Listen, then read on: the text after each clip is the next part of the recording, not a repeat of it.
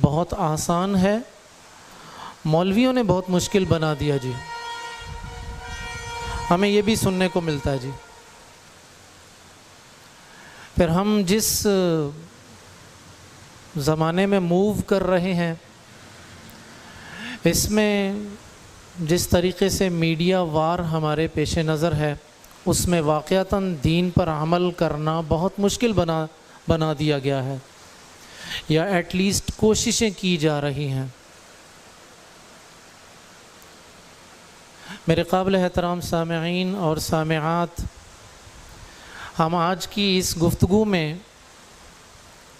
دو باتیں وہ آپ لوگوں کے سامنے رکھیں گے جو دین پر عمل کرنا بہت مشکل بنا دیتی ہیں. واقعتاً دین بہت مشکل ہو جاتا ہے، عمل کرنا تو بہت دور کی بات ہے، دین کا حصول بہت مشکل ہو جاتا ہے. اور تین باتیں وہ آپ کے سامنے رکھیں گے کہ اگر انہیں اختیار کر لیا جائے تو دین کا علم حاصل کرنا، دین پر عمل کرنا، دین کو کما حقہ حسب الاستطاعہ آگے پہنچانا ہمارے لیے بہت آسان ہو جائے گا. چند بنیادی باتیں، اس سے پہلے کہ میں اپنے موضوع کا آغاز کروں، چند بنیادی باتیں آپ لوگوں کے سامنے رکھ دوں. دین اسلام تمام تر مذاہب اور ادیان اور جتنے بھی اسکول آف تھاٹس موجود ہیں، اسلامک اور نان اسلامک، تمام اسکول آف تھاٹس میں کچھ بیسز پر امتیازی حیثیت کا حامل ہے. مثال کے طور پر باقی تمام مذاہب یا ادیان کسی خاص زمانے سے یا خاص وقت سے تعلق رکھتے ہیں. دین اسلام زمانی اور مکانی کسی بھی لمیٹیشنز میں نہیں آتا. باقی مذاہب اور ادیان کو دیکھیں تو وہاں ماننے والوں کے داخل اور خارج کے مابین بیلنسڈ انسٹرکشنز نہیں ہیں، جبکہ اسلامک انسٹرکشنز میں بہترین توازن موجود ہے. داخل تزکیہ نفس اور خارج ظاہری طور پر جو اتباع سنت کے جو پہلو ہیں. دین اسلام جسم اور روح کا بہترین امتزاج ہے. کہیں بھی میری جسم کی کوئی ریکوائرمنٹ، کوئی نیڈ اسلام نے کہیں کوئی ہرڈل کھڑی نہیں کی. البتہ یہ ضرور کیا کہ اس کو ریگولائز کر دیا ہے، سم کنڈیشنز اپلائی کر دیں اور کہا کہ بھائی تم اپنی بیسک جو نیڈز ہیں وہ پوری کر سکتے ہو. روح کی جو ضرورت ہے، جو غذا ہے، وہاں بھی یہی کچھ کیا گیا. جبکہ اس کے برخلاف دیگر جو مذاہب ہیں وہاں یہ بیلنس نہیں ملے گا آپ کو. یا تو رہبانیت ہے یا ٹوٹل دنیا داری ہے. یہ دین اسلام ہے جس میں اگر میں یہ بات کروں تو مردوں اور عورتوں کے مابین اتنا خوبصورت عدل ہمیں کہیں نہیں ملتا. دین اسلام کی جتنی بھی انسٹرکشنز ہیں وہ بنیادی طور پر ڈیوائیڈڈ انٹو 4 پارٹس: عقائد، عبادات، اخلاقیات اور معاملات. آپ دیکھیے گا، غور کیجئے گا، دنیا کے کسی اور مذہب میں یہ کمپاؤنڈز نہیں ملیں گے آپ کو. عقائد میں مرد اور عورت کامن ہے، عبادات مردوں اور عورتوں میں دونوں میں کامن ہے. جو عبادت مرد کے اوپر ہے وہی عورت کے اوپر ہے. اخلاقیات، جو مورالٹیز مرد کے لیے لازمی ہیں وہی عورت کے لیے بھی لازمی ہیں.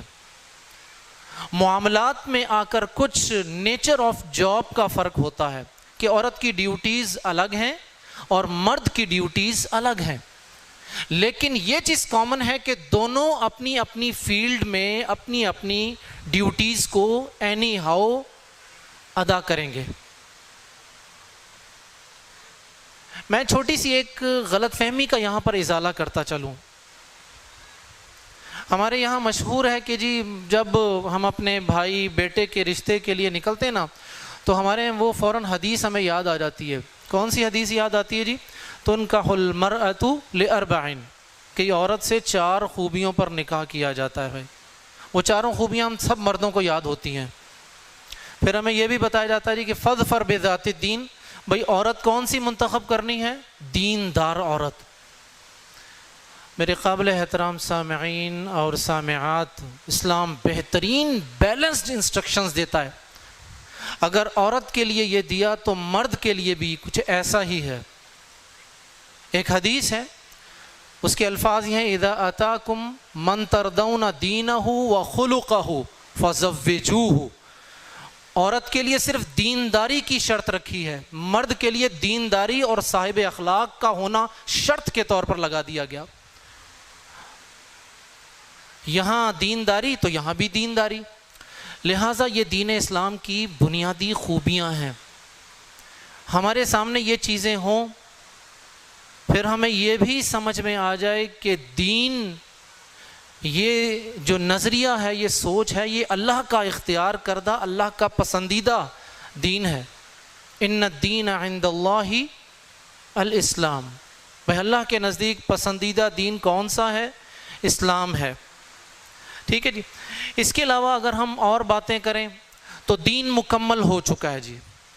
الیوم اکملت لکم دینکم واتممت علیکم نعمتی ورضیت لکم الاسلام دینا. بھائی میں نے آج کے دن تمہارا دین تمہارے لیے مکمل کر دیا، نعمتیں مکمل کر دی، اسلام کو بطور دین تمہارے لیے سلیکٹ کیا ہے. اب دین میں کسی کمی بیشی کا کوئی امکان نہیں ہے.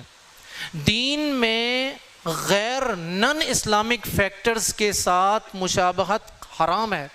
من تشبہ بقوم فہو منہم. بھائی جس نے کسی نن اسلامک نیشن کی کسی چیز کو فالو کیا تو اس کو اسی میں کاؤنٹ کیا جائے گا. دین میں اب غلو، ایکسٹریمزم کی کوئی گنجائش نہیں ہے. افراط اور تفریط نہیں ہو سکتا. یا اہل الکتاب لا تغلو فی دینکم. ایمان والو غلو نہ کرو. گو خطاب اہل کتاب کے لیے ہے، لیکن یہ ہمارے لیے بھی اسی طرح ہے قیامت تک کہ ایکسٹریمزم میں مت جاؤ. یہ چند باتیں ہمارے سامنے ہونی چاہیے. اب آ جائیے 2 باتیں جو ہمارے سامنے ہونی چاہیے.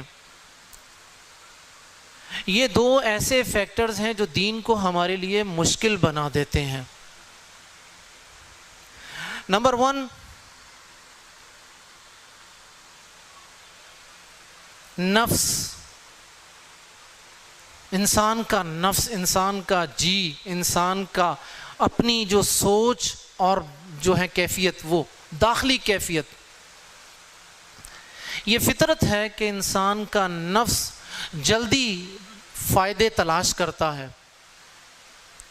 اگر میں اس کو اس طرح بیان کرنا چاہوں کہ میں اور آپ اپنی روٹین لائف میں جتنے بھی مقامات پر ڈی ٹریک ہوتے ہیں، صراط مستقیم سے ہٹتے ہیں، خواہ اس کا تعلق عقیدے سے ہو، عبادت سے ہو، معاملات سے ہو، اخلاقیات سے ہو، اس کا مزہ لمحاتی ہوتا ہے.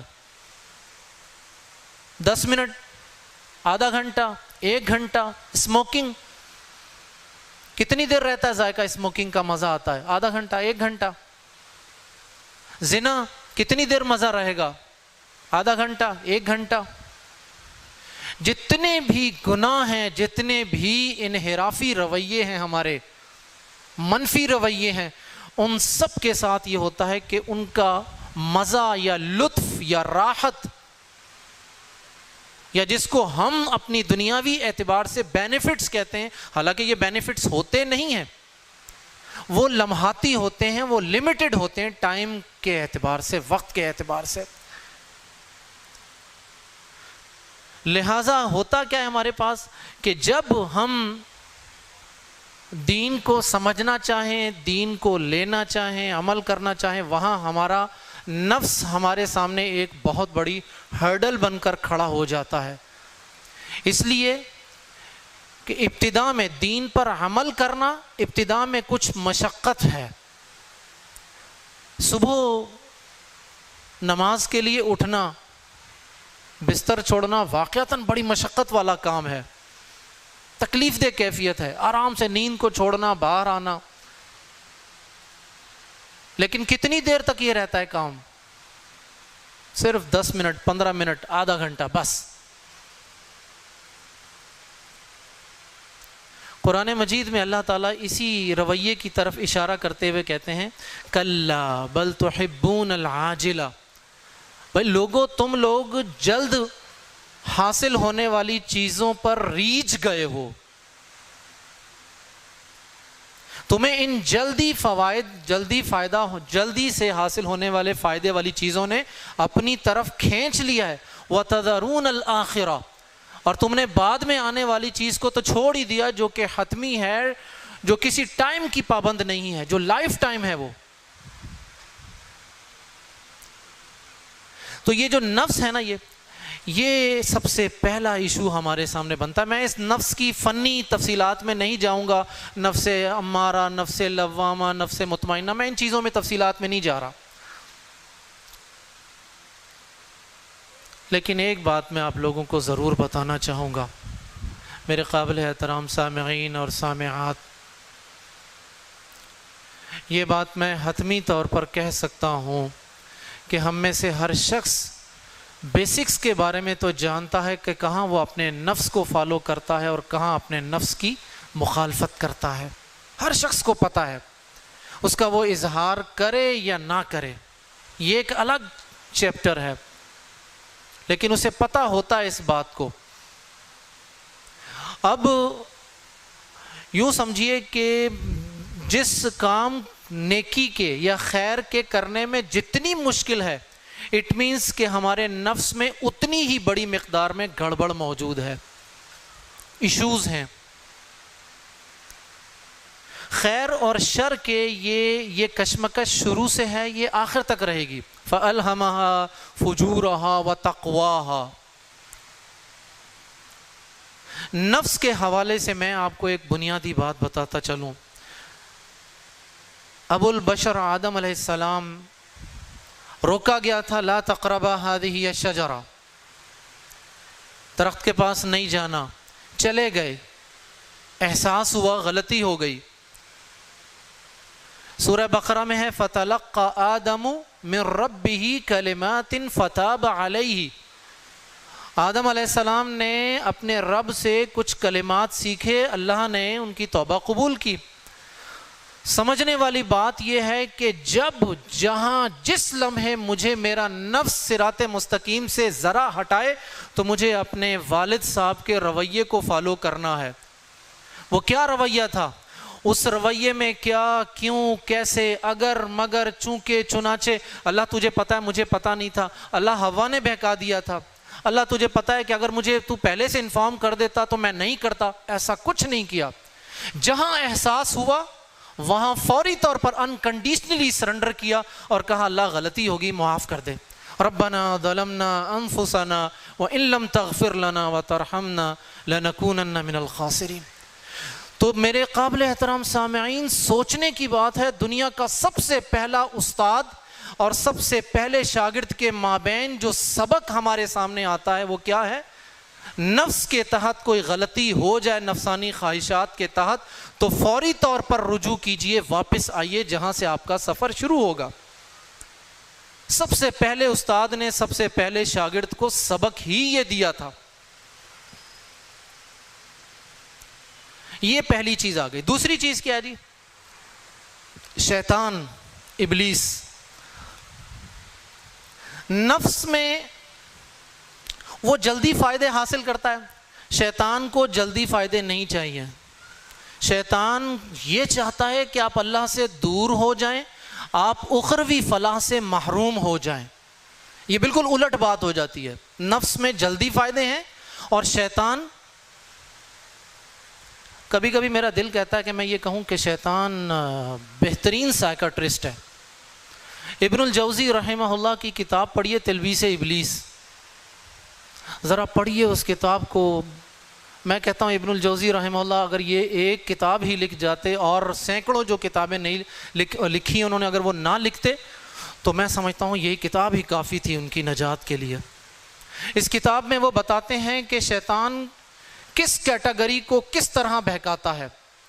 سادہ لوہ کو اس کی سادگی میں مارتا ہے، ہوشیار کو اس کی ہوشیاری میں پکڑتا ہے، عقل مند کو عقلی اعتبار سے پکڑتا ہے، عالم کو اس کے علم میں پکڑتا ہے، طالب علم کو اس کے انداز میں، قاری کو اس کی قرات میں پکڑتا ہے، ہر شخص کو اس کی فیلڈ سے ریلیٹڈ جا کر بہکاتا ہے۔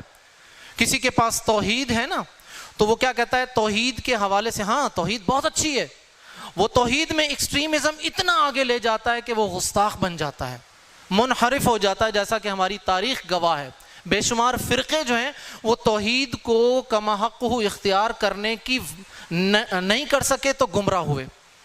ادب کرنا چاہتا ہے، وہ کہتا ہے ادب بہت اچھی چیز ہے، ادب کرو، ادب کرو کرو کرو کرو، یہاں تک کہ وہ شرک تک پہنچا دیتا ہے۔ قوم نوح میں کیا تھا؟ یہی کچھ ہوا تھا۔ شخصیت پرستی اور غلو کے راستے وہ اس طریقے سے شیطان شکار کرتا ہے۔ شیطان کے حربے جو ہے نا وہ یقین کریں کہ میں کہتا ہوں سم ٹائم وہ ڈائمینشنل ہوتے ہیں، مطلب ہے ملٹی ڈائمینشنل ہوتے ہیں، مطلب ہے پتہ نہیں چلتا۔ ایسے ایسے اس میں قصے، اس میں یہ بتایا گیا کہ جی ایک درزی کو شیطان کیسے شکار کرتا ہے، جی استاد ایک شیخ الحدیث کو شیطان کس طرح اپنے چنگل میں پھنساتا ہے، جی امام مسجد کو کیسے پھنساتا ہے، ایک عورت جو عفت معاب عورت ہے جس نے کبھی باہر نہیں دیکھا اس کو کس طرح پھنسائے گا اپنے جال میں، کس طرح وہ ڈی ٹریک کرے گا۔ دین کو مشکل بنانے والا یہی کام ہے، بس دو چیزیں، ایک نفس میرا اور دوسرا شیطان۔ شیطان کے حوالے سے کیا کچھ ہے کہ شیطان ہماری خون میں، ہماری رگوں میں خون کی طرح رواں دواں ہے۔ اللہ کے رسول صلی اللہ علیہ وسلم کا فرمان موجود ہے۔ یہ دو چیزیں سب سے بڑی ہرڈلز آتی ہیں جو دین کو مشکل بناتی ہیں۔ ہم کوئی بھی اگر نیکی کا، اچھا اس میں شیطان جو ہے وہ سب سے زیادہ کیا چیزیں استعمال کرتا ہے؟ سورۃ الناس میں شیطان کا سب سے کامیاب ترین ہتھیار کیا ہے؟ الذی یوسوس فی صدور الناس۔ سب سے کامیاب ہتھیار کیا ہے جی؟ وسوسہ۔ شیطان نے اخروی فائدے سے محروم کرنے کے لیے ہمارے نفس کو استعمال کیا ہے۔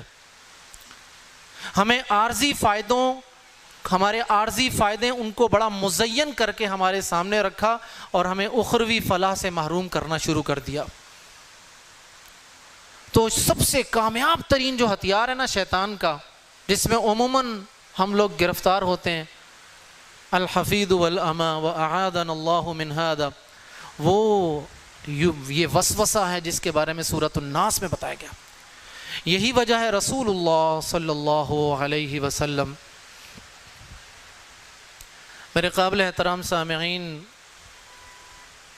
ایک بات یاد رکھیے، رسول اللہ صلی اللہ علیہ وسلم کا جب اسم مبارک سنا کریں نا تو آپ صلی اللہ علیہ وسلم ضرور کہا کریں، یہ آپ کا ادنا ترین حق ہے امتیوں پر، ادنا ترین حق ہے۔ ابن القیم رحمہ اللہ کہتے ہیں دعا کے 3 درجے ہوتے ہیں، سب سے اعلیٰ ترین درجہ کون سا ہے؟ جس کے شروع میں درود، درمیان میں درود اور آخر میں درود۔ دوسرا درجہ جس کے شروع میں اور آخر میں درود۔ تیسرا درجہ جس کے شروع میں یا آخر میں درود۔ ابن القیم رحمہ اللہ اس دعا کو دعا ہی نہیں مانتے جس میں درود نہ ہو۔ اللہ کے رسول کا فرمان بھی تو ہے نا کہ جس نے درود پڑھ لیا گویا کہ اس نے سب کچھ مانگ لیا۔ تو جب اللہ کے رسول کا اسم مبارک سنا کریں تو یہ ادنا ترین حق محبت کا ثبوت دینے کے لیے صلی اللہ علیہ وسلم ضرور کہا کریں۔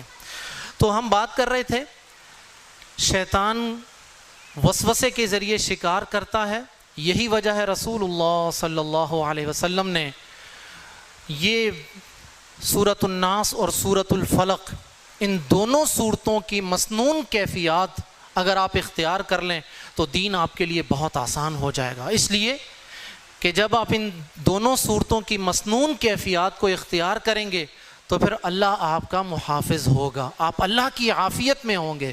مسنون کیفیت کیا ہے؟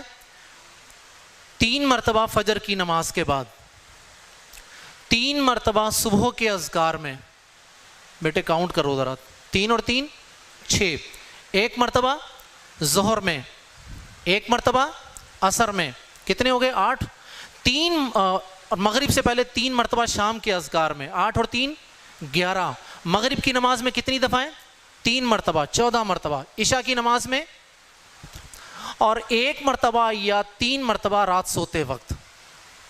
کل کتنی مرتبہ ہو گئی یہ دونوں صورتیں؟ جب میں اور آپ اپنی روٹین لائف میں صبحوں سے لے کر رات تک بار بار اپنے آپ کو اللہ کی حفاظت میں دینا چاہیں گے اور کوشش کریں گے تو اللہ کی عافیت ملے گی یا نہیں ملے گی؟ ملے گی. ایسا ہو ہی نہیں سکتا. بار بار میں بھی یہ سوال کر لیا جائے کہ جی بار بار کی کیا ضرورت ہے جی، اور ایک ہی دفعہ مطلب ہے پڑھ لیں، 2 دفعہ پڑھ لیں. شیطان کا آپ نے دعویٰ نہیں سنا؟ شیطان نے کیا کہا تھا؟ ثم لآتینہم من بین ایدیہم. کیا ہے بیٹا اس کے بعد؟ میں ان لوگوں پر حملہ گھات لگا کر بیٹھوں گا، حملہ کروں گا دائیں سے، بائیں سے، آگے سے، پیچھے سے. ایک حدیث کے مطابق اوپر سے اور نیچے سے. لأغوینہم اجمعین. اللہ تیرے بندوں کو گمراہ کر کے چھوڑوں گا، میں نہیں چھوڑوں گا ان کو. تو جب اس کی شیطانی 24 آور کے لیے کنٹینیو ہے تو ہم اس سے بچت کے لیے ہم کیوں نہ اللہ کی پناہ کو 24 آور تلاش کرتے رہیں، کوشش کرتے رہیں. تو یہ دونوں صورتیں اختیار کر لیجئے. آپ نفس کے حوالے سے بھی اور شیطان کی شیطانیوں کے حوالے سے بھی ان ہرڈلز کو ختم کر لیں گے اور دین آسان ہونا شروع ہو جائے گا. اب آ جائیے اگلی بات، جو 3 باتیں میں نے بتانی ہیں آپ کو. میرے قابل احترام ساتھیوں، یہ ایک حدیث ہے میرے سامنے صحیح بخاری کتاب الایمان کی. یہ حدیث بڑی عظیم ترین حدیثوں میں سے ہے، میری پسندیدہ ترین حدیثوں میں سے یہ ایک حدیث ہے. اللہ کے رسول فرماتے ہیں، سیدنا ابو ہریرہ اس کے راوی ہیں، فرمایا ان الدین یسر. لوگوں دین بہت آسان ہے. کتنا آسان ہے؟ کھڑے ہو کر نماز نہیں پڑھ سکتے؟ بیٹھ کے پڑھ لو. بیٹھ کے نہیں پڑھ سکتے؟ لیٹ کے پڑھ لو. لیٹ کے نہیں پڑھ سکتے تو اشاروں سے پڑھ لو. کتنا آسان ہے. روزہ بھائی بیماری ہے، گنتی بعد میں پوری کر لو. اتنا آسان دین کوئی ہوگا؟ جب اللہ کے رسول نے اس صحابی سے پوچھا تھا جس کو کفار نے اتنا مارا تھا کہ اس کی زبان سے کچھ نازیبا کلمات ادا ہو گئے تھے، اللہ کے رسول نے پوچھا تھا کیف تجد قلبک، تمہارا دل کیسا تھا، دل میں کیا تھا؟ فرماتے ہیں رضی اللہ عنہ مطمئن بالایمان. اللہ کے رسول دل میرا ایمان کے ساتھ تھا. اللہ کے رسول فرماتے ہیں فَإِنْ عَادُوا فَعُدْ. اگر وہ دوبارہ تم پر تشدد کریں، تمہیں ماریں، تمہیں اپنی جان جانے کا خدشہ ہو، تو پھر تم اپنی زبان سے کراہت کی کیفیت میں یہ کلمات نکال سکتے ہو. کتنا آسان دین ہے کہ میں بچوں کے رونے کی آواز سنتا ہوں تو میں نماز مختصر کر دیتا ہوں. کتنا آسان دین ہے جس نے عورتوں کو مکمل حقوق دیے، عورتوں کو گھروں کی ملکہ بنا کر رکھا. دنیا کا کوئی اور دین یہ حقوق نہیں دیتا والدین کے لیے، اولاد کے. آپ دیکھ لیجئے مخلوقات میں سے جس کے بھی حقوق ہیں، دنیا کے کسی اور دین مذہب میں یہ چیزیں آپ کو نہیں ملیں گی سوائے دین اسلام کے. لہذا ان الدین یسر، دین بہت آسان ہے. ہاں یہ ضرور ہے کہ پہلا قدم اٹھانا مشکل ہوتا ہے. میں آپ لوگوں سے پوچھتا ہوں، میرا بھی وہ چند دن پہلے میرا اپنے بھتیجے سے ملاقات ہوئی، وہ BBA کر رہا ہے ماجو یونیورسٹی سے. تو میں نے پوچھا بھائی کیسی اسٹڈیز جا رہی ہے؟ کہہ رہا ہے چچا BBA کوئی نہیں کر سکتا، بہت مشکل ہے. میں نے کہا مجھے کیا مشکل ہے بھائی؟ میں نے کہا یار میں پڑھاتا ہوں یونیورسٹی میں، مجھے پتا ہے کتنا مشکل ہے. 6 پیپر ہیں، 6 کورسز اس کے لیے ایک سیمسٹر میں، وہی اس کے لیے مشکل ہو رہے ہیں مطلب ہے. میں نے اسے کہا بیٹے یہ بتاؤ کہ تم پہلا سیمسٹر کلیئر کر لیا؟ کہاں کلیئر کر لیا. تو میں نے کہا یار جب اتنی مشکلات، راتوں کی نیند قربان کرتے ہو، کھانا پینا چھوڑتے ہو، ملاقاتیں چھوڑ دی ہیں تم نے، سوشل لائف ساری چھوڑ دی ہے، تمہیں دیکھے ہوئے دن گزر جاتے ہیں، کس کے لیے؟ BBA کرنے کے لیے اتنی مشقتیں اٹھا رہے ہو. تو میرے بھائی، میرا بیٹا، مجھے یہ بتاؤ کہ کیا دین کے کسی حکم پر عمل کرنے کے لیے مشقتوں کا سامنا نہیں کیا جا سکتا؟ تعلیم، نوکری، بزنس، کچھ بھی کر لیں نوکری لینا مشکل ہے، مل جائے تو پھر امیڈیٹ باس کی سنیں، 9 to 5 ٹینشنیں اٹھائیں، گھر جا کر بھی موبائل پر باس پیچھا نہ چھوڑے. یہ ساری مشکلات برداشت کرتے نہیں کرتے. جو لوگ کاروبار کرتے ہیں ان کو بھی پتہ ہے، رات کے 9 بجے 10 بجے اپنے فونز پر لگے ہوتے ہیں. یہ ساری کی ساری مشقتیں اٹھانا ہم برداشت کرتے ہیں اپنے دنیا کے لیے. تو میرے بھائیو، ان الدین یسر، تو ہمیشگی کے لیے جو راحت ہے اس کو لینے کے لیے کچھ مشکلات کیوں نہیں اٹھائی جا سکتی، کچھ مشقتیں کیوں نہیں اٹھائی جا سکتی؟ میں آپ کو بتاؤں، دنیا میں پہلے راحت ہے، دنیاوی فوائد میں پہلے راحت ہے، لیکن اخروی طور پر نقصان ہے. آ جائیے دین کی طرف. تو دین کے آغاز میں کچھ مشقتیں ضرور ہیں، لیکن لائف ٹائم بینیفٹس ہیں، راحتیں ہیں یہ ساری. ان الدین یسر، دین بہت آسان ہے. کہا وَلَن يُشَادَّ الدِّينَ أَحَدٌ إِلَّا غَلَبَهُ، جو کوئی دین پر عمل کرنا، اپنی مرضی سے عمل کرنا چاہے، دین کی رخصتوں سے فائدہ نہ اٹھانا چاہے، تو پھر دین اس پر غالب آ جاتا ہے. اس آیت کے اس حدیث کے اس ٹکڑے میں یہ بتایا گیا کہ لوگوں دین کو اس طرح سمجھو جیسا کہ اللہ کے رسول نے بتایا. لوگوں دین پر عمل اس طرح کرو جیسا کہ اللہ کے رسول نے کر کے بتایا. نہ کوئی ریلیجیس ٹیکسٹ بائی قرآن اور حدیث اس کو اپنی مرضی سے سمجھو، نہ اپنی مرضی سے اس پر عمل کرو. اگر ایسا ہوتا تو آپ جتنے میرے سامنے بیٹھے ہوئے، کوئی ایک ساتھی مجھے یہ بتا دے کہ نماز کی ایک رکعت میں 2 سجدے کیوں ہوتے ہیں؟ کوئی ہے کوئی لاجکس؟ ایک رکوع کیوں ہوتا ہے؟ 5 نمازیں کیوں ہوتی ہیں؟ کسی کے پاس کوئی لاجکس نہیں ہے، کوئی جواب نہیں ہے اس بات کا. تو میرے بھائیو، دین پر عمل کرنے کے لیے، اگر دین کو آسان رکھنا چاہتے ہیں تو دین پر عمل کرنے کے لیے کیا، کیوں، کیسے سمجھنے والی کوئی شرط نہیں ہے. یہ اللہ نے اور اللہ کے رسول نے کہیں اس کنڈیشن کو اپلائی نہیں کیا کہ پہلے سمجھو اور پھر عمل کرو. کیا کہا؟ آمنا بہ کل من عند ربنا، جو حکم میرے رب کی طرف سے آیا آمنا بہ. حدیث میں بھی یہی کچھ آتا ہے، سمعنا و اطعنا، سن لیا اور ہم نے عمل کر لیا. تو عمل کرنے کے لیے سمجھنا شرط نہیں ہے، وگرنہ کیا ہوگا؟ غامدی صاحب جیسے، محمد علی مرزا جیسے، ٹھیک ہے، بے شمار لوگ ہیں جو ٹیلی ویژن کی اور چینلز کی سکرینز پر بیٹھ کے دین کو سمجھنے اور سمجھانے کی کوششیں کرتے ہیں،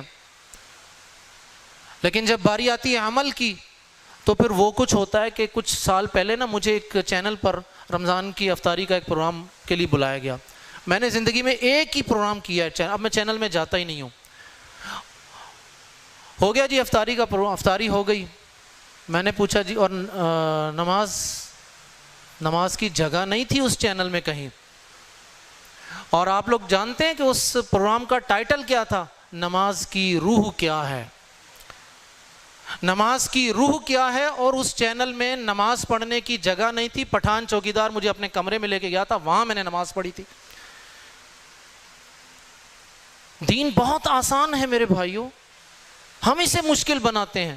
صرف مولوی مشکل نہیں بناتے، ہم اسے مشکل بناتے ہیں جب ہم لاجکس میں آتے ہیں. اس کو قربانی کی باری آتی ہے تو قربانی نہ کرو بھائی، یا کسی غریب کی مدد کر دو. یہ ہم دین کو مشکل بنا رہے ہیں.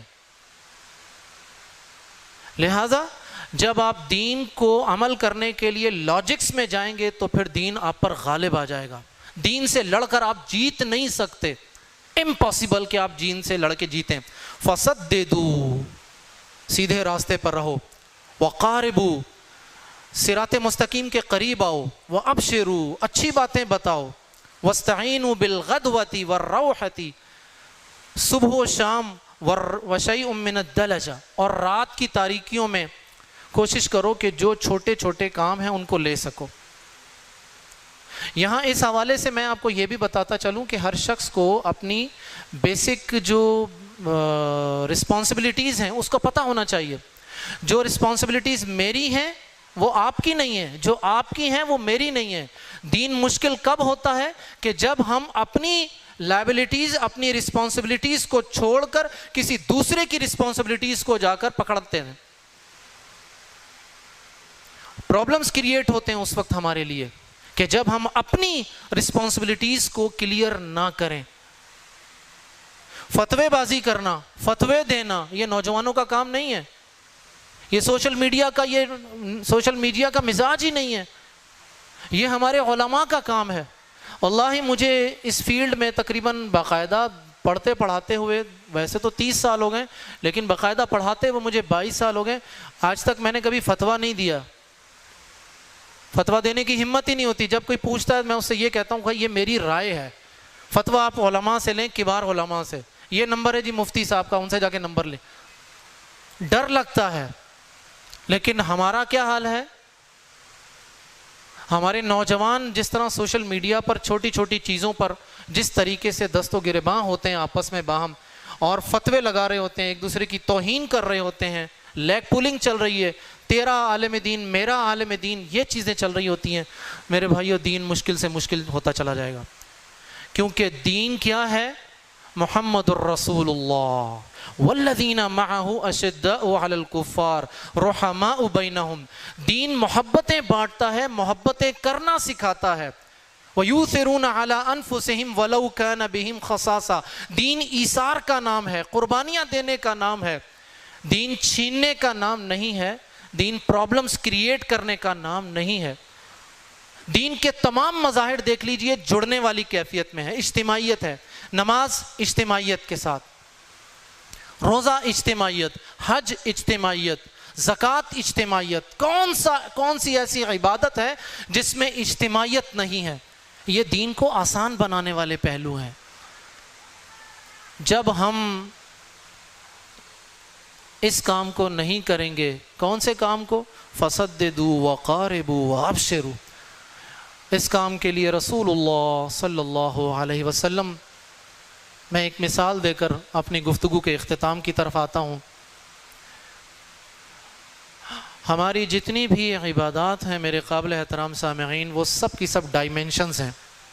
فار ایگزامپل نماز ایک عظیم عبادت ہے۔ نماز کا ایک پہلو، ایک تعلق عقیدے سے جڑا ہوا ہے۔ عقیدے سے کیا تعلق ہے جی؟ ہماری نماز میں ریاکاری نہیں ہونی چاہیے، اللہ کے لیے ہو۔ فقہی پہلو، نماز کیسے پڑھنی ہے، یہ فقہی پہلو ہے۔ سوشل امپیکٹس کیا ہیں نماز کے؟ صحابہ کرام رضوان اللہ علیہم اجمعین کہتے تھے کہ جب ہمارے دور میں جب کوئی شخص مسجد میں نماز پڑھنے نہیں آتا تھا تو ہم سمجھتے تھے یا تو وہ فوت ہو گیا یا پھر شدید بیمار ہے، مسجد آنے کی تاب نہیں رکھتا۔ فوت ہو گیا ہے تو اللہم اغفر لہ ورحمہ واجرہ من النار وادخلہ فی الجنۃ الفردوس دعائیں کریں۔ بیمار ہے تو اس کی عیادت کریں صبح و شام، تاکہ آسمان سے فرشتے مغفرت کی دعائیں کریں۔ یہ نماز کے سوشل بینیفٹس ہیں۔ اسی لیے مرد کی نماز باجماعت مسجد میں رکھی گئی، انفرادی طور پر گھر میں نہیں رکھی گئی۔ نماز کے اخلاقی مورل بینیفٹس کیا ہیں؟ وہ حدیث آپ نے سنی ہوگی جمعے کے حوالے سے کہ صفیں پھلانگ کر آگے مت آؤ۔ کیوں؟ اذیت اور تکلیف ہوتی ہے۔ لہسن کھا کر مسجد نہ آؤ، کیوں؟ کہ تکلیف ہوتی ہے۔ میں ایک اور تلخ سی مثال دے دیتا ہوں۔ صفوں کو بنانا نماز میں ایک بنیادی اور لازم امر ہے۔ نماز قائم کرنے کے لیے صف کو بنانا بہت ضروری ہے۔ لیکن میرے قابل احترام سامعین، اگر نماز پڑھتے ہوئے اگر آپ کے ساتھ جو کھڑا ہوا وہ اگر پاؤں نہیں ملانا چاہتا، کیا کرنا چاہیے آپ کو؟ آپ زبردستی پاؤں ملائیں گے؟ میں زبردستی پاؤں ملاتا ہوں، وہ پاؤں ادھر کرے گا، میں نے پاؤں اور ادھر کیا، نتیجتاً اس کی بھی نماز خراب ہو رہی ہے، میری بھی نماز خراب ہو رہی ہے، اور اس کے دل میں جو میرے حوالے سے جو نفرت کے جذبات ہیں، میں سب بہت بڑی نقصان سے دوچار ہو رہا ہوں۔ میں سمجھتا ہوں کہ اگر یہ کام اسے بھی کرنا چاہیے تو نماز کے دوران آپ اس کو ڈسٹرب نہیں کریں۔ وہ نہیں ملانا چاہتا، نہیں ملائیں۔ نماز کے بعد اس کو لیجئے چائے کے ساتھ، کھانے کے ساتھ۔ بھائی آپ کے پاس ٹائم ہوگا؟ If you don't mind please can I ask some question, اور مطلب اس طرح بات کیجیے، اس کے ساتھ چائے پلائیں کہ بھائی آپ، اللہ کے رسول کا یہ فرمان ہے نماز میں صفیں ملانے کے حوالے سے، یہ اللہ کے رسول کا فرمان ہے، یہ میرا نہیں ہے، بس آپ کا کام بتانا ہے، کرنا نہ کرانا وہ اس کا کام ہے۔ یہ تو اللہ تعالیٰ نے حبیب کائنات محبوب کائنات صلی اللہ علیہ وسلم کو بھی رسپانسبل نہیں بنوایا تھا کہ آپ اپنی بات زبردستی منوائیں۔ وَلَسْتَ عَلَيْهِمْ بِمُسَيْطِرٍ وَمَا أَنْتَ عَلَيْهِمْ بِوَكِيلٍ، محمد آپ بات پیغام پہنچائیے، بس ماننا یا نہ ماننا چھوڑ دیجیے اس بات کو۔ اسی طرح میرے بھائیوں ہمارے روزے ہیں، اسی طرح ہماری دیگر تمام عبادات ہیں جن کو اگر آپ دیکھیں تو عقیدے کے ساتھ فقہی، معاشرتی، سماجی اور اخلاقی سارے پہلوؤں کو ملائیں تو سمجھ میں آتی ہے، پھر ہم ان عبادتوں کے فوائد کو حاصل کر سکتے ہیں۔ اور آخری چیز، اگر آپ دین کو آسان رکھنا چاہتے ہیں تو میرے بھائیوں قوم نوح کے گناہ سے بچیے۔ قوم نوح کا گناہ کیا تھا؟ کیا تھا جی قوم نوح کا گناہ؟ جی قوم نوح کا گناہ کون بتائے گا جی؟ کیا ہے جی، کیا تھا گناہ جی قوم نوح کا؟ کیا کیا تھا قوم نوح نے؟ قوم نوح نے کیا کیا تھا جی؟ کون بتائے گا جی مجھے؟ کیا کیا تھا بیٹے قوم نوح نے؟ جی کیا کیا تھا جی؟ قوم نوح نے شخصیت پرستی والا کام کیا تھا، 5 جن کا ذکر قرآن نے بھی کیا ہے۔ اس شخصیت پرستی کو وہ شرک تک لے گئے تھے، ان کی پوجا شروع کر دی تھی انہوں نے، ان 5 جو نیک لوگ تھے اس قوم کے۔ میرے بھائیوں اسلام شخصیت پرستی کا سخت مخالف ہے۔ سورہ فاتحہ اہدنا الصراط المستقیم صراط الذین انعمت علیہم غیر المغضوب علیہم ولا الضالین، اللہ صراط مستقیم کی راہ دکھا دے۔ آگے کیا ہے؟ صراط مستقیم کون سی ہے؟ صراط الذین انعمت علیہم، اللہ راستہ ان لوگوں کا جن پر تو نے انعام کیا۔ یہ کن لوگوں پر اللہ کا انعام ہوا تھا یہ ہم سب جانتے ہیں۔ انعم اللہ علیہم من النبیین والصدیقین والشہداء والصالحین، ایسا ہی ہے؟ مجھے صرف ایک بات کا جواب دیجئے، اگر اس آیت میں صرف میں جسٹ فار انڈرسٹینڈنگ، صرف سمجھنے کے لیے آپ کو مثال دے رہا ہوں، اگر یوں کر دیا جاتا انعم اللہ علیہم من محمد، اگر نبیین کی جگہ محمد کا نام رکھ دیا جاتا، صدیقین کی جگہ ابو بکر کا نام رکھ دیا جاتا، شہداء کی جگہ عمر فاروق، عثمان و علی رضی اللہ عنہم کا نام رکھ دیا جاتا، حمزہ کا نام رکھ دیا جاتا، حسین رضی اللہ عنہ ان کے نام رکھ دیے جاتے، صالحین میں ابو ذر الغفاری کا نام رکھ دیا جاتا، عثمان غنی کے نام رکھ دیے جاتے، کیا تھا اس میں؟ بات تو واضح ہوتی نہیں ہوتی بات، لیکن یہ قرآن کا منہج ہے۔ قرآن میں 25-26 انبیاء کا ذکر ہے، کسی نبی کی پیدائش یا وفات کا کوئی ذکر نہیں ہے سوائے آدم اور عیسیٰ علیہ السلام کے، اس لیے کہ ان کی پیدائش فطرت سے ہٹ کر تھی۔ باقی کسی نبی یا رسول کی پیدائش وفات کا کوئی ذکر نہیں ہے۔ ذکر ہے تو کس چیز کا ہے؟ سورۃ الاعراف پڑھیے، سورۃ الشعراء پڑھیے، تمام صورتیں، سورہ طٰہٰ پڑھیے، آپ کو ہر صورت میں نبی کے نام کے ساتھ اس کی دعوت دین نظر آئے گی کہ توحید کی طرف بلاتے رہے۔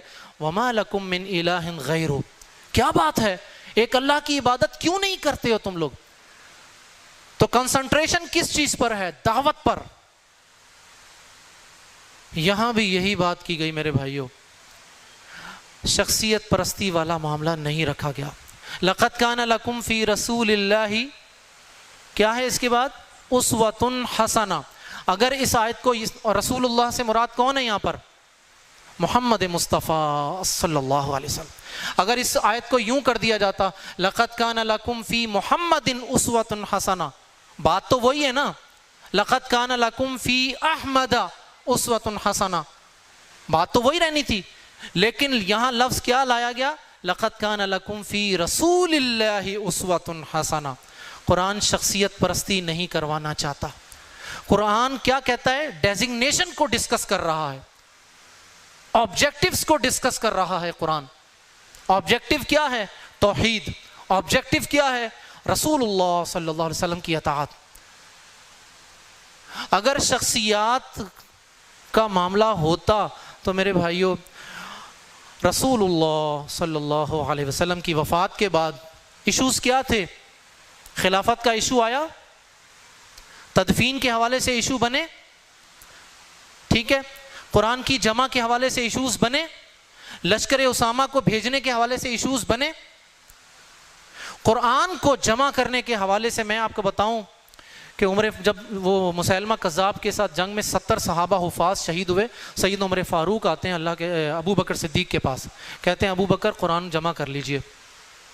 ابو بکر نے کہا کہ جو کام اللہ کے نبی نے نہیں کیا وہ میں کیسے کروں؟ عمر فاروق اصرار کرتے ہیں، ابو بکر انکار کرتے ہیں، وہ اصرار کرتے ہیں، انکار کرتے ہیں، یہاں تک کہ ابو بکر صدیق کیا کہتے ہیں؟ ابو بکر صدیق کیا کہتے ہیں کہ بھی میرا سینہ بھی اللہ نے اس طرح کھول دیا جیسا عمر فاروق کا کھلا تھا۔ مجھے بتائیے انبیاء کے بعد سب سے افضل ترین انسان کون ہے؟ ابو بکر صدیق رضی اللہ عنہ۔ ان کی رائے کو رد کر دیا گیا ہے۔ لشکر اسامہ کو بھیجنا تھا تو عمر فاروق کہتے تھے ابو بکر ابھی لشکر کو مت بھیجیں، حالات سوٹیبل نہیں ہیں۔ ابو بکر صدیق نے لشکر بھیجا تھا، کس کی رائے مسترد ہوئی تھی؟ عمر فاروق، جن کے بارے میں کہا لو کان بعدی نبی لکان عمر۔ جس راستے پر عمر چلے شیطان نہیں چلتا۔ جس عمر کی خواہش پر 17 آیات نازل ہوئی، اس عمر کی رائے کا رد کر دیا گیا، اس کی رائے کا انکار کیا گیا۔ غزوہ بدر میں کیا ہوا تھا؟ اللہ کے رسول نے ایک جگہ پڑاؤ ڈالا، صحابی نے پوچھا اللہ کے رسول یہ جو آپ نے جگہ منتخب کی ہے، چوز کی ہے، یہ آپ کی رائے ہے یا اللہ تعالیٰ نے کہا ہے؟ کہا یہ میری رائے ہے۔ کہتے ہیں اللہ کے رسول یہ جگہ جو سوٹیبل نہیں ہے، چشمے کے پاس والی جگہ پر پڑاؤ ڈالیں، پانی پر قبضہ کریں، سپلائی چین کاٹیں، ان کی سپلائی لائن کاٹیں کفار کی۔ اللہ کے رسول وہاں سے اٹھتے ہیں، اس جگہ پہنچ جاتے ہیں۔ کس کی رائے کو رد کیا گیا تھا؟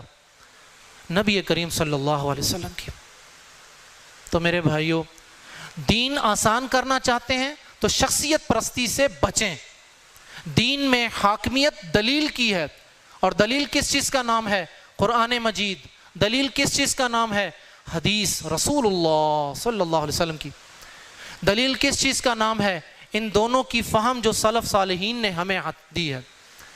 جب ایک چیز کی فہم میں والذین آمنوا ولم یلبسوا ایمانہم بظلم، جو لوگ ایمان لائے اور انہوں نے اپنے آپ کو ظلم سے آلودہ نہیں کیا، تو اللہ کے رسول نے ظلم کی کیا تشریح کی ہے؟ شرک۔ اب اگر میں یہاں یہ کہوں کہ یار یہاں شرک نہیں، یہاں پر چوری بہت بڑا جرم ہے اس وقت، جو اس وقت حالات میں گالم گلوچ سیاست میں بہت ہو رہی ہے، یہاں وہ مراد ہے، میرا یہ قول رد کر دیا جائے گا، اس لیے کہ شرک کی وضاحت، لفظ ظلم کی وضاحت اللہ کے رسول کر چکے ہیں۔ تو شخصیت پرستی سے بچیے، اس لیے کہ شخصیت پرستی آپ کو دین کی طرف نہیں آنے دے گی، دین کو آسان نہیں کرنے دے گی۔ ہم میں سے بہت سارے لوگ غلط کام کیوں کرتے ہیں کہ یہ ان کی پسندیدہ شخصیت کا موقف ہوتا ہے، ہم سمجھ رہے ہوتے ہیں یہ چیز صحیح نہیں ہے لیکن کرتے ہیں۔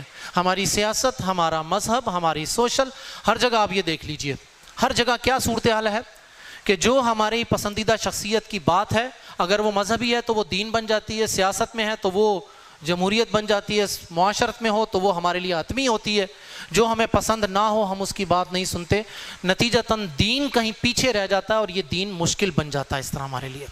دین کو آسان کرنا چاہتے ہیں میرے بھائیوں تو دلیل کو سمجھیں، قرآن کو سمجھیے، حدیث کو سمجھیے، ڈائریکٹ آئیے، نہیں سمجھ میں آتی فاسألوا اہل الذکر ان کنتم لا تعلمون۔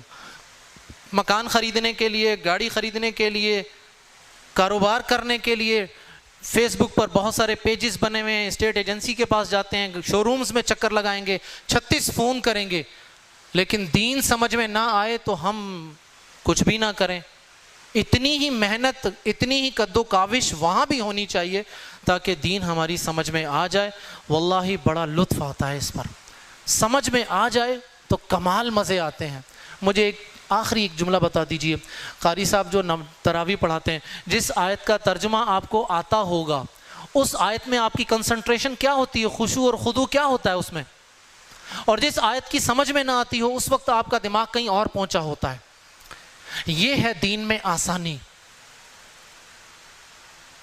دین کو سمجھنے کے لیے دین جو آسان ہے میرے بھائیوں اس کو اختیار کیجئے۔ اللہ تعالیٰ آپ لوگوں کا، میرا، سب کا حامی و ناصر ہو۔ اللہ ہمیں عافیت عطا کرے۔ یہ دعا جو ہے طاق راتوں کے حوالے سے کون سی دعا ہے جی؟ اللہم انک عفو تحب العفو فاعف عنا، کثرت کے ساتھ یہ پڑھیے۔ رسول اللہ صلی اللہ علیہ وسلم، میرا موضوع نہیں ہے لیکن بہرحال میں بطور اہتمام یہ بات کرتا چلوں، کوشش کیجئے کہ یہ ان راتوں کے کوئی لمحات آپ کے ہاتھ سے ضائع نہ ہوں۔ دین کو حاصل کرنے کی طرف آئیے، دین کو حاصل کرنے کی طرف آئیے۔ دین کو حاصل کرنے کے لیے صبر بہت ضروری ہے۔ سورہ کہف میں موسیٰ اور خضر علیہ السلام کا قصہ یہی بتاتا ہے کہ صبر ہے۔ صبر کس چیز پر؟ مشکلات پر۔ دین آسان ہو جائے گا۔ بارک اللہ لی ولکم ولسائر المسلمین فاستغفروہ انہ هو الغفور الرحیم۔